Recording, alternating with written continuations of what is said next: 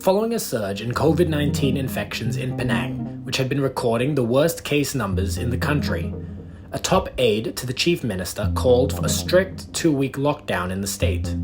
Tay Lai Heng told the State Assembly yesterday that Penang had tried its best to control the spread of COVID-19 with whatever powers it had, but said most of the powers were vested in the federal authorities.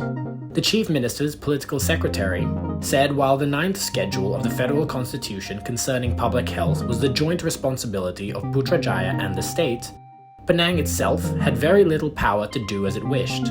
Citing an example of the call for factories to be closed, Tay said Penang, like other states, had no powers to do so, as it was in the hands of the Ministry of International Trade and Industry.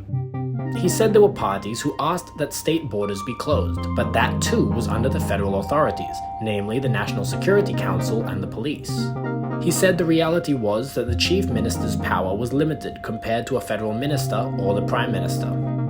Tay said in a tug-of-war on the lives versus livelihood dilemma, the chief minister had also faced conflicts with the federal authorities in wanting to be stricter in COVID-19 prevention.